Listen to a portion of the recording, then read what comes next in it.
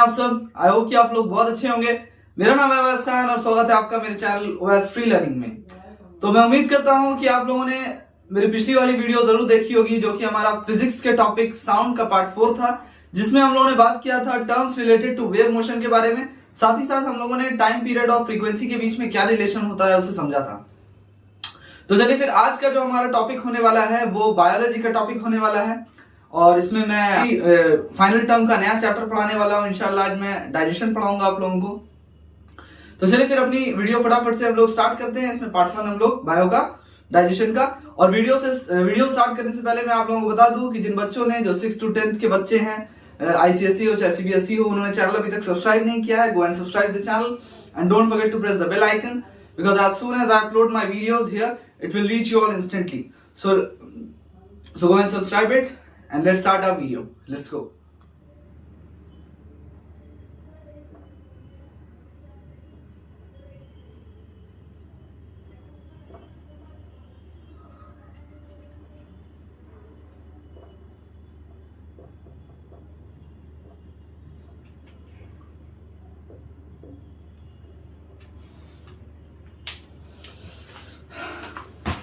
अब देखिए बच्चों, इस चैप्टर में हम लोग क्या क्या चीज पढ़ने वाले हैं, पहले वो मैं आप लोगों को बता देता हूं कि इसमें हम लोग डाइजेस्टिव सिस्टम के बारे में पढ़ेंगे, organs of digestive system, Bukkal cavity क्या होता है जिसका नाम हमारा दूसरा उसका नाम ओरल कैविटी भी है, और फेरिंक्स क्या है, oesophagus, stomach, small intestine, large intestine, digestive gland, digestion, alimentary canal, absorption of food किसे कहते हैं, असिमिलेशन क्या होता है। तो खैर मैंने आप लोगों को ये बता दिया पहले से कि इन चीजों के बारे में हम लोग इस चैप्टर में पढ़ने वाले हैं। साथ ही साथ मैं आप लोगों को बता दूं कि ये चैप्टर आपका क्लास 9th का आज होने वाला है, और मैं एक्सप्लेन तो करूंगा ही आप लोगों को, साथ ही साथ ये भी बताऊंगा कि इसमें से इंपॉर्टेंट क्वेश्चंस क्या है और ICSE आपको किस तरह से सवाल इसमें पूछेगा। अब चाहे आप ICSE से हो चाहे CBSE से हो, it doesn't matter. When I'll explain you this chapter, you all will be able to understand properly. So concentration बना के रखें, अच्छे से ध्यान दें, एक एक चीज पॉइंट टू पॉइंट समझ में आने वाली है आप लोग को इंशाल्लाह। अब देखिए, जिन ऑर्गन्स का ताल्लुक आपका डाइजेशन ऑफ फूड से होता है, खाने के पचने से ताल्लुक होता है जिन ऑर्गन्स का, वो मिलकर बनाते हैं डाइजेस्टिव सिस्टम। बच्चों, डाइजेस्टिव सिस्टम में क्या होता है कि खाना जो हम लोग खाते हैं वो छोटे छोटे मॉलिक्यूल्स में पेट में जाके ब्रेक हो जाता है, ठीक है। अब ये जो मॉलिक्यूल्स है इसको अब्सॉर्ब कर लेता है हम लोग का इंटेस्टाइनल वॉल, यानी जो जिसको हम लोग आंत कहते हैं। 2 इंटेस्टाइन होता है, एक होता है स्मॉल इंटेस्टाइन और एक होता है आपका लार्ज इंटेस्टाइन। तो ये इंटेस्टाइन्स जो होते हैं, इनके जो दीवार होते हैं वो इन मॉलिक्यूल्स को, जो कि आपका फूड जिसमें ब्रेक होके बना है, फूड आपका ब्रेक होके छोटे छोटे स्मॉल मॉलिक्यूल्स में बना है, इन मॉलिक्यूल्स को आपका इंटेस्टाइनल वॉल जो है वो अब्सॉर्ब कर लेता है, सोख लेता है। अब फिर इन मॉलिक्यूल्स को ब्लड जो है वो अलग अलग बॉडी सेल्स तक जो है वो पहुंचा देता है। बॉडी में जितना भी सेल्स है वहां तक इन मॉलिक्यूल्स को, ये जो न्यूट्रिशन मिला हम लोग को फूड से, चाहे वो प्रोटीन हो, चाहे फैट हो, चाहे कार्ब्स हो, जो भी मिला हो, जिस तरह का आप खाना खाते हैं, उसको जो है आपका ब्लड अलग अलग बॉडी सेल्स तक जो है वो पहुंचा देता है। अब देखिए, डाइजेस्टिव सिस्टम में आपका एलिमेंट्री कैनल होता है और डाइजेस्टिव ग्लैंड होता है। डाइजेस्टिव सिस्टम में आपका क्या होता है, इसमें आपका होता है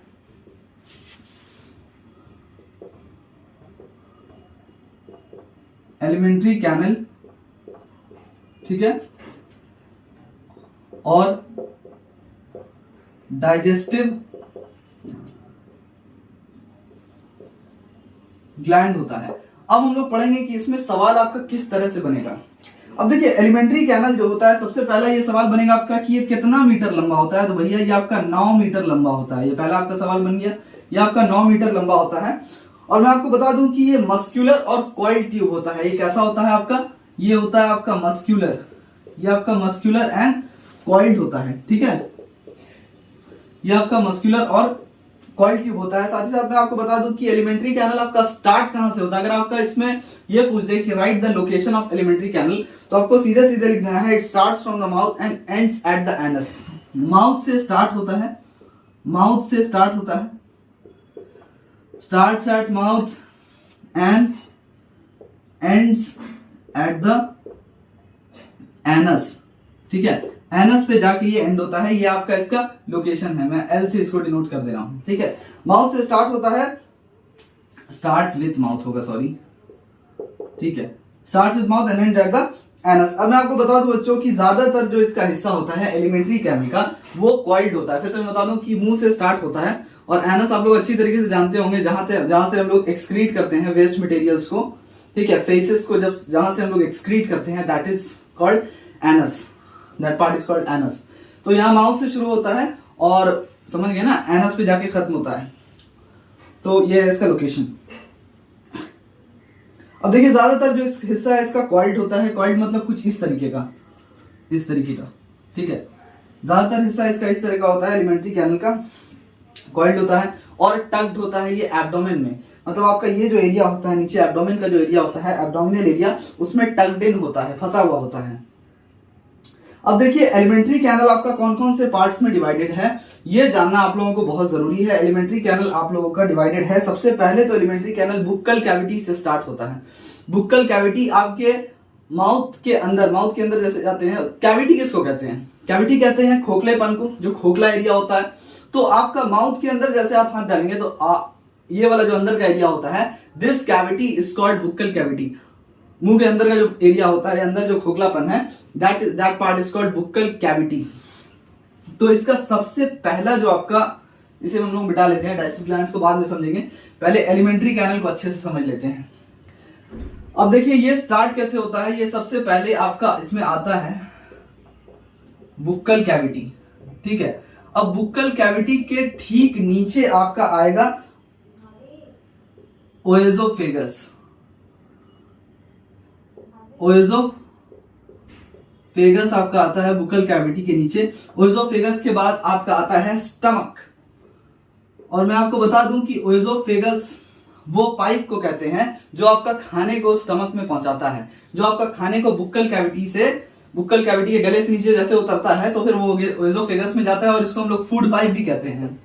ये भी पूछ सकता है आपसे सवाल कि फूड पाइप का दूसरा नाम लिख दीजिए, फूड पाइप का दूसरा नाम लिख दीजिए। तो ये ओएसोफेगस है, या फिर कौन सा पाइप आपके खाने को जो है स्टमक में पहुंचाता है, तो भैया ये है आपका ओएसोफेगस या फिर फूड पाइप, ठीक है। अब खाना जैसे ही आपका ओएसोफेगस से गिरता है, फॉर एग्जांपल ये आपका पाइप है, ये आपका ओएसोफेगस है, तो ये आपका यहाँ पर आ जाता है स्टमक। स्टमक कुछ जे शेप का होता है बच्चों, इस तरह, this part is called stomach, ठीक है। तो आपका ठीक ओएसोफेगस के नीचे क्या आ जाएगा, आपका स्टमक आ जाएगा। और फिर स्टमक के बाद आपका आगे छोटी आंत है। छोटी आंत मतलब स्मॉल इंटेस्टाइन, ठीक है, आपका स्मॉल इंटेस्टाइन है। And then after small intestine there is large intestine और फिर रेक्टम। लार्ज इंटेस्टाइन है। इसके बाद फिर आपका रेक्टम है।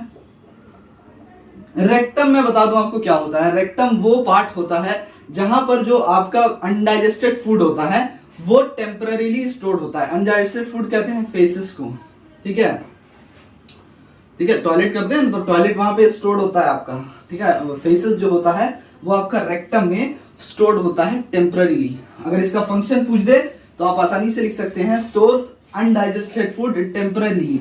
यहां पे आप लोग लिख सकते हैं स्टोर्स अनडाइजेस्टेड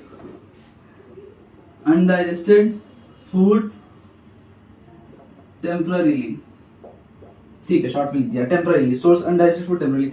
अब लास्ट में रेक्टम के बाद आपका आखिरी जो पार्ट होता है, मैं यहां लिख देता हूं इसे, रेक्टम के बाद आपका आता है एनस। ये लास्ट हिस्सा होता है आपका एलिमेंट्री कैनल का। अब आप लोग ध्यान से देखिए कि एलिमेंट्री कैनल आपका शुरू हुआ है बुक्कल कैविटी से, ये वाले एरिया से, अंदर जो खोखला एरिया है जिसमें हम लोग खाना रखकर चबाते हैं। उसके बाद गले से उतरने के बाद फिर ओएसोफेगस यानी कि फूड पाइप में खाना चला जाता है।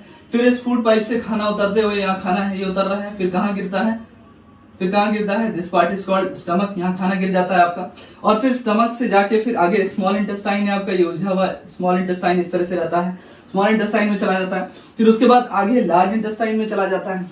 लार्ज इंटेस्टाइन में एक पार्ट, लार्ज इंटेस्टाइन के बाद एक पार्ट आता है जो आपका कुछ देर के लिए, कुछ समय के लिए, 4 घंटे के लिए, 3 घंटे के लिए आपके अनडाइजेस्टेड फूड को आपका स्टोर करके रखता है। 4 घंटे के लिए नहीं, थोड़ा उससे भी कम, थोड़ा देर के लिए आपका अनडाइजेस्टेड फूड को टेम्पररी स्टोर करके रखता है। और फिर वो आखिरी में फ्लश आउट हो जाता है। किस रास्ते से? वो एनस से जो है अनडाइजेस्टेड फूड आपका फ्लश आउट हो जाता है। या इसका फंक्शन आप लोग लिख सकते हैं excretes undigested material from the body, excretes undigested food from the body, the function of anus. तो मैं उम्मीद करता हूं कि आप लोगों को एलिमेंट्री कैनल का ये सीरीज समझ में आ गया होगा कि स्टार्ट कहां से होता है और एलिमेंट्री कैनल आपका एंड कहां पर होता है। तो इस तरह से सवाल बन सकता है बच्चों। You have to learn in sequence, आपको सीक्वेंस में याद करना है कि सबसे पहले एलिमेंट्री कैनल शुरू कहां से होता है, फिर उसके बाद क्या आता है, फिर उसके बाद क्या आता है, फिर उसके बाद फिर लास्ट में क्या आता है। तो चलिए एलिमेंट्री कैनल से इस तरह से आपको सवाल बन सकता है, कितना मीटर लंबा होता है, मस्कुलर होता है, कैसा होता है, मस्कुलर और कॉइल्ड होता है, कॉइल के जैसा होता है, ठीक है, और एनस पे एंड करता है, माउथ पे स्टार्ट करता है। अब देखिए बच्चों ये तो पार्ट था एलिमेंट्री कैनल का। Now we will talk about digestive glands. Digestive glands के बारे में समझते हैं, इसे फटाफट से मिटा लेते हैं, ठीक है।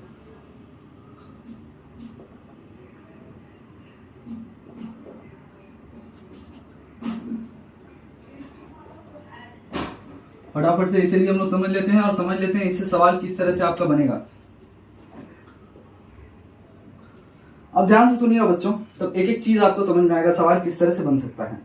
सबसे पहली बात ये होगी कि डाइजेस्टिव ग्लैंड का फंक्शन लिख दीजिए, डाइजेस्टिव ग्लैंड का फंक्शन लिख दीजिए and it will be of 1 marks question, ठीक है। This question will be for 1 marks. इसका फंक्शन ये है कि ये डाइजेस्टिव जूस को सेक्रीट करता है और डाइजेस्टिव एंजाइम सेक्रीट्स, इसका फंक्शन क्या हो जाएगा आपका, फंक्शन एफ लिख देता हूं, सेक्रीट्स डाइजेस्टिव जूस और एंजाइम्स, ठीक है। ये इसका फंक्शन होता है, ये 1 नंबर का सवाल हो गया आपका। अब मैं आपको बता देता हूं बच्चों, इसमें सैलिवरी ग्लैंड्स होता है, लीवर और पैनक्रियाज होता है। इसमें कौन कौन सा ग्लैंड होता है आपका, सैलिवरी ग्लैंड होता है, लीवर होता है, ठीक है, और साथ ही साथ पैनक्रियाज भी आपका पाया जाता है इसी में, इसी हिस्से में। इसमें सैलिवरी ग्लैंड, लीवर और पैनक्रियाज तीनों पाया जाता है, ये तीनों इंक्लूडेड है and you all have to learn this कि आपका डाइजेस्टिव ग्लैंड में क्या क्या पाया जाता है। तो सैलिवरी ग्लैंड्स पाया जाता है, ग्लैंड्स लिख दीजिएगा, लीवर और पैनक्रियाज पाया जाता है। अब देखिए हम लोग बात कर लेते हैं डाइजेस्टिव सिस्टम के ऑर्गन्स के बारे में फटाफट से। अरे सकलैन हल्ला नहीं करो, वीडियो बना रहे हैं, क्या बोला जाए यार।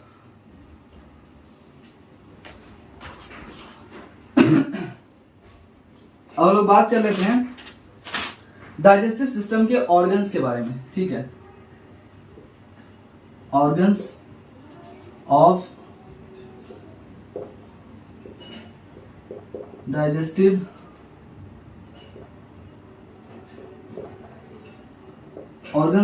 सिस्टम के बारे में बात कर लेते हैं कि जिन ऑर्गन्स का इस्तेमाल किया जाता है, इस्तेमाल होता है डाइजेशन में।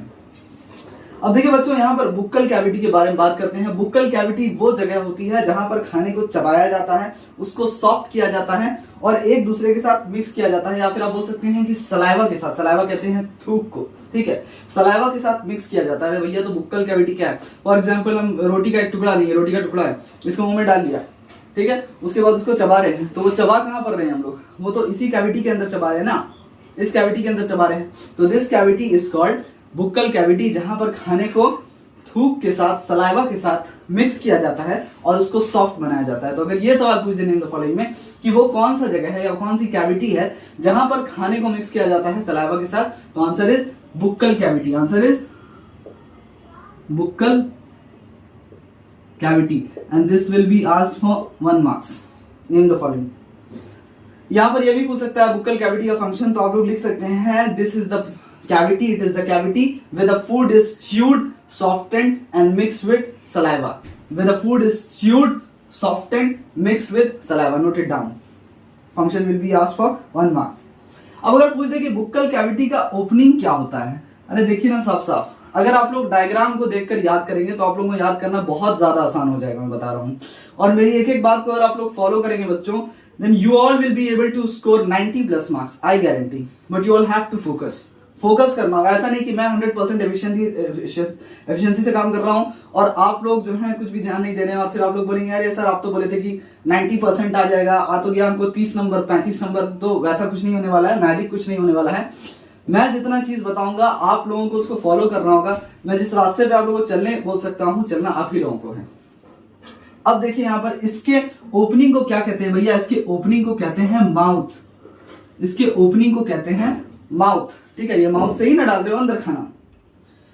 तो यहां से एक सवाल बन गया कि बुक्कल कैविटी के ओपनिंग को क्या कहते हैं। अब देखिए ये जो जबड़ा होता है, ये जो हम लोग का जॉ होता है, जॉ, ठीक है, जिसमें आप लोगों का दांत है, जॉ बोन्स जो होता है जिसमें आप लोगों का दांत फिक्स है, जॉ बोन्स नहीं ना फिक्स है आप लोगों का दांत। अब ये जो जॉ होता है इसको चीक्स हम लोग का कवर कर रहा होता है। अगर चीक्स को फाड़ दिया जाए तो अंदर से जबड़ा ही ना दिखेगा, जॉज। अब देखिए बच्चों, लिप्स के बारे में सवाल आ सकता है कि लिप्स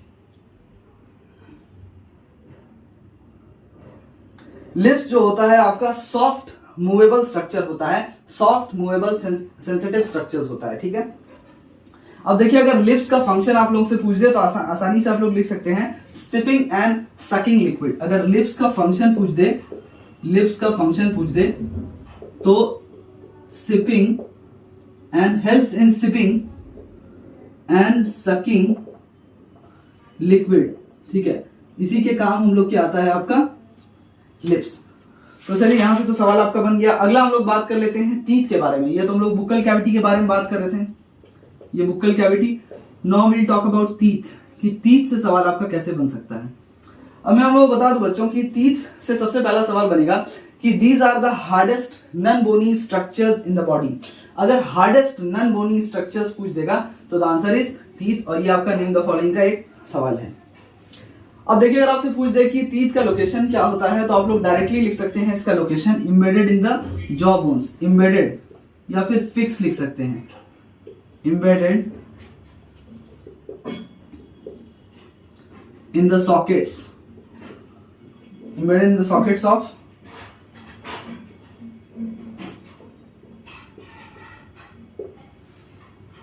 jaw bones। अब देखिए, now will talk about palate, कि पैलेट किसे कहते हैं, पैलेट किसे कहते हैं। हम लोग पैलेट के बारे में बात कर लेते हैं। देखिए बच्चों कि बुक्कल कैविटी जो होता है, ये हम लोग के अंदर का जो ये कैविटी है जिसमें हम लोग खाना रखकर चबाते हैं, जो खोखला एरिया है, इसका अगर आप लोग रूफ देखें, इसकी छत देखें, जैसे हम लोग के रूम का जो है छत होता है, उसी तरह से जो बुक्कल कैविटी का छत है, जो रूफ है। अब आप लोगों को खुद अपने साथ एक्सपेरिमेंट करना है। आप लोग अपनी जबान को, अपने टंग को अपने ऊपर वाले तालू में सटाइए, ऐसे करके सटाइए, तो आप लोग को कुछ हार्ड स्ट्रक्चर लगेगा वहां पे, कि कुछ हार्ड चीज है, ठीक है। ये जो मटेरियल है उसका कुछ हार्ड है। और फिर पीछे वाले जो तालू है आपका, उसमें सटाइए, पीछे वाले एरिया में सटाइए, जबान से ऊपर की तरफ, रूफ जो है आपका बुक्कल कैविटी का, उसमें सटा के देखिए, तो आगे वाला आपको हार्ड लगेगा इस तरह से, और पीछे वाला सटा के देखिए वो आपको सॉफ्ट लगेगा। उस दोनों ही पार्ट को आपका कहते हैं पैलेट्स, ठीक है। तो वो हार्ड और सॉफ्ट पैलेट होता है। पैलेट आपका दो तरीके का होता है, इसको कहते हैं हम लोग रूफ ऑफ बुक्कल कैविटी। तो रूफ ऑफ बुक्कल कैविटी अगर पूछते तो सिंपली आप लोग लिख सकते हैं palate, roof of buccal cavity, buccal cavity का छत, आंसर इज पैलेट। और ये आपका हार्ड भी होता है और सॉफ्ट भी होता है। आगे वाला जो आपका पैलेट होता है वो हार्ड होता है और पीछे वाला पैलेट आपका सॉफ्ट होता है। ये आप लोग खुद से अपने जबान से टच करके देख सकते हैं। अब देखिए, यहां पर सवाल बनेगा पैलेट्स का फंक्शन क्या होता है। तो भैया, ये बुक्कल कैविटी को सेपरेट करता है नसल चैम्बर से। अगर इसका फंक्शन पूछ दे तो लिख सकते हैं सेपरेट्स बुक्कल कैविटी, बीसी से डिनोट कर रहा हूं, शॉर्ट में लिख रहा हूं, बुक्कल कैविटी फ्रॉम नसल चैम्बर, एनसी से डिनोट कर रहा हूं यहां पे, ठीक है। नसल chamber NC, Bukkal cavity BC, separates Bukkal cavity from नसल चैम्बर, यही इसका फंक्शन होता है पैलेट्स का।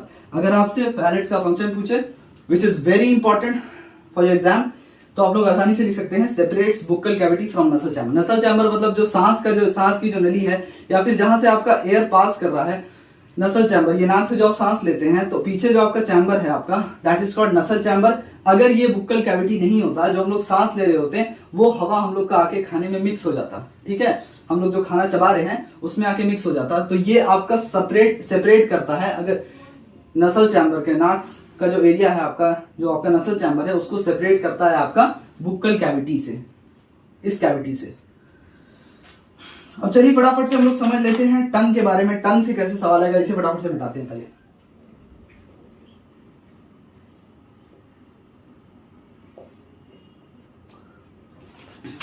टंग से कैसे सवाल आएगा, देखिए बच्चों। अब देखिए, फ्लैट मस्कुलर प्रोट्रस्टेबल स्ट्रक्चर होता है जो बुक्कल कैविटी के फ्लोर से अटैच होता है, ठीक है। अगर आप देखें तो ये जो हमारा कैविटी है, दिस एरिया, इसका आप फ्लोर ले लीजिए, इसका जो जमीन है, जो बेस है वो ले लीजिए। इसके बेस के ऊपर क्या रखा रहता है, खुद से ही चेक करके देखिए। अरे इसके बेस के ऊपर तो हम लोग का जबान, हम लोग का टंग ही रखा हुआ होता है ना। ये जो कैविटी है, इसके बेस पे, इसके फ्लोर पे हम लोग का टंग ही तो रखा हुआ होता है। तो यहाँ पे सवाल आएगा आपको, नेम द फॉलोइंग का। It is a flat muscular protrusible structure attached to the floor of buccal cavity. तो आंसर आपका क्या होगा, आंसर हो जाएगा आपका टंग। अब यहाँ पे आपका लोकेशन ऑफ टंग भी पूछ सकता है, तो आप लोग सिंपली लिख सकते हैं attached to the floor of buccal cavity, attach to the floor of buccal cavity. ये हो जाएगा इसका आपका लोकेशन। अब देखिए इसमें दूसरा सवाल भी आप लोगों को बन सकता है। देखिए बायो में अगर आप लोग को अच्छा स्कोर करना है तो आप लोगों को किन चीजों पर ध्यान देना चाहिए। लोकेशन बहुत ज्यादा पूछता है, फंक्शन बहुत ज्यादा पूछता है, डायग्रामेटिक क्वेश्चंस, डायग्राम्स दे देगा, उसको लेबल करने के लिए बोलेगा, लेबल पार्ट्स का फंक्शन लोकेशन पूछ सकता है, find the odd one out पूछ सकता है, नेम द फॉलोइंग पूछ सकता है, मैच द फॉलोइंग पूछ सकता है, डिफरेंशिएट पूछ सकता है, बेसिस पे, बेसिस आपको ब्रैकेट में दे देगा, उसके उस बेसिस पे डिफरेंशिएट पूछ सकता है। तो ये सारी चीज आपका स्कोरिंग चीज है, ठीक है। आप लोगों को बड़ा बड़ा लॉन्ग लॉन्ग क्वेश्चन आंसर्स बैठ के बायोलॉजी में बिल्कुल भी नहीं पढ़ना है। अब देखिए यहाँ पे दूसरा सवाल क्या पूछेगा कि फंक्शन लिख दीजिए भैया टंग का। अब बताइए फंक्शन कौन नहीं जानता है टंग का। क्या ये जो टंग है आपका, ये आपका टेस्ट करने में काम नहीं आता है, हाँ, टेस्ट बर्ड्स नहीं होता है इसमें। तो आप लोग लिख सकते हैं बियर्स टेस्ट बर्ड्स, ठीक है। तो इसमें टेस्ट बर्ड होता है ना, जिसकी वजह से आप टेस्ट कर पाते हैं। इसके अलावा आपको च्यू करने में भी काम आता है। जब स्वैलो करते हैं, स्वैलो करना मतलब खाने को निगलना, तो च्यूइंग और स्वैलोइंग में भी काम आता है। च्यूइंग और स्वैलोइंग में भी काम आता है आपका। स्वैलोइंग मतलब खाने को निगलना, च्यूइंग मतलब खाने को चबाना। तो ये पहला फंक्शन हो गया, ये दूसरा फंक्शन हो गया। एक और फंक्शन आप लोग लिख सकते हैं, हेल्प्स इन स्पीच। अभी जो मैं बोल रहा हूं, अगर मेरे पास टंग नहीं होता तो क्या मैं बोल पाता, हाँ, क्या मैं बोल पाता, नहीं बोल पाता। तो स्पीच में भी हम लोग का टंग हेल्प करता है। बोल तो पाता लेकिन ऐसे बोलता, इस तरह से बोल पाता, ठीक है। तो टेस्ट वर्ड है, च्यूइंग और स्वैलिंग में हेल्प करता है, और स्पीच में भी आपका हेल्प करता है। तो इस तरह से लोकेशन, ये लोकेशन है आपका टंग का, ये लोकेशन है एल, और ये है आपका फंक्शन टंग का। They can ask you this type of questions in exam. अब देखिए अगर आपसे ये सवाल पूछ दे कि टंग जो है वो किस मसल का बना हुआ है, किस मसल का बना हुआ है, तो मैं आपको बता दूं कि टंग आपका स्केलेटल मसल का बना हुआ है। किस मसल का बना हुआ है, स्केलेटल मसल का बना हुआ है। The answer is skeletal muscle. और इसमें आपका म्यूकस मेम्ब्रेन होता है। टंग कौन से मेम्ब्रेन से कवर्ड होता है भैया, टंग आपका कवर्ड होता है म्यूकस मेम्ब्रेन से, ठीक है। म्यूकस मेम्ब्रेन से आपका टंग कवर्ड होता है। Now we will talk about glands. Glands के बारे में बात कर लेते हैं। ग्लैंड्स, ठीक है, ग्लैंड्स के बारे में बात कर लेते हैं। अब देखिए बच्चों, म्यूकस ग्लैंड जो होता है वो आपका चीक लाइनिंग में प्रेजेंट होता है। ये जो हम लोग का चीक है, इसके अंदर अगर आप लोग जाएंगे, इस अंदर की तरफ जाएंगे, तो चीक का जो लाइनिंग होता है उसमें आपका म्यूकस ग्लैंड प्रेजेंट होता है। अगर आपसे सवाल पूछ दे write the location of mucus gland, तो आप लोग लिख सकते हैं present in cheek lining, present in cheek lining. ये क्या है भैया, आपका म्यूकस ग्लैंड। ये आपका म्यूकस ग्लैंड जो होता है, म्यूकस बोलते हैं बच्चों बलगम को। बलगम है ना, बलगम जो निकलता है, जो खटारा जिसको बोलते हैं, शुद्ध हिंदी में समझा देता हूं, म्यूकस आपके बलगम को कहते हैं। तो ये जो आपका जो बलगम जो ग्लैंड आपका सेक्रीट करता है वो कहां पे होता है, चीक लाइनिंग में। तो ये इसका हो गया आपका लोकेशन, ठीक है, ये हो गया आपका लोकेशन। अब देखिए बच्चों, ये जो म्यूकस ग्लैंड होता है, जो ये म्यूकस सेक्रीट करता है, ये म्यूकस किस चीज में हेल्प करता है, what is the function of mucus. तो मैं आप लोगों को बता दूं बच्चों कि ये आपके टंग को मॉइस्ट रखता है, ठीक है, मॉइस्ट रखता है, और फूड को लुब्रिकेट करता है ताकि उसको आसानी से चबाया जा सके और उसको निगला जा सके। तो अगर आपका म्यूकस का फंक्शन पूछ दे, तो म्यूकस का फंक्शन यहां पर ये हो जाएगा, फंक्शन ऑफ म्यूकस यहां पे क्या हो जाएगा,